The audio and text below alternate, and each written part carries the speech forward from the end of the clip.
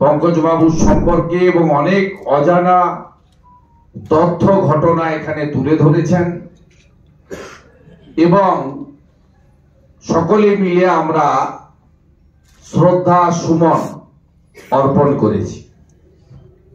আমি সামগ্রিকভাবে এই বিষয়টা, যেটা সম্মানীয় উপেন বিশ্বাস মহোদয় যে ভয়ের সংস্কৃতিটাকে তিনি আপত্তি করে ভয়ের পরিবেশ, তার সাথে সাথে আমরাও কি দায়ী নই? উপেন বাবু নিজেকে দিয়ে আমাদেরকে প্রশ্ন করেছেন। হ্যাঁ, আমরাও দায়ী। বর্তমান শাসক যাকে আনার ক্ষেত্রে আমার উপেন বাবুদেরও একটা বড় ভূমিকা ছিল।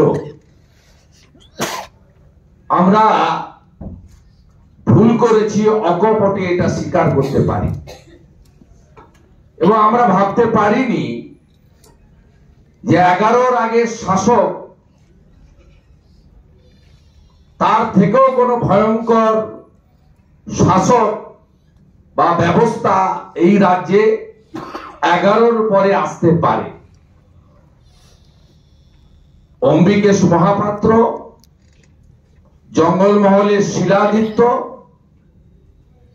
এ তালিকা অনেক লম্বা লম্বা তালিকা। শফিকুল ভাই, মানব ভাই, সন্ময় দা, রোজিনা বোন, সন্টু পান, প্রকাশ সিনহা। আমি রাজনীতির লোকেদের কথা ছেড়েই দিলাম। রাজনীতির বাইরে কিভাবে একটা শাসক, আমরা তো মোগল পাঠান দেখিনি, আমরা জেনারেল ডায়ারকে দেখিনি, আমরা গণতান্ত্রিক দেশে বাবা সাহেব আম্বেদকরের দেওয়া সংবিধানে ভোট দিয়ে নির্বাচিত এক নতুন শাসককে দেখছি, যিনি অত্যাচারিণী, যিনি অহংকারিণী, যিনি সীমাহীন প্রতিহিংসা পরায়ণতা নিয়ে সমাজের সর্বস্তরে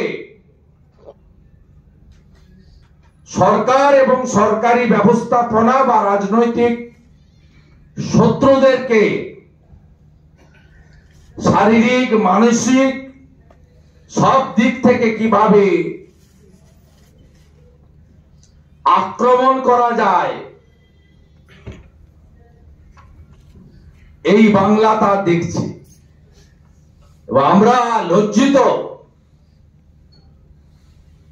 বদলা নাই, বদল চাই, আসল পরিবর্তন, দ্বিতীয় স্বাধীনতার যুদ্ধ, এসব কথা আমরা বাংলার মানুষকে বলেছিলাম এই ভদ্র মহিলাকে রাজ্যের মুখ্যমন্ত্রী করার জন্য।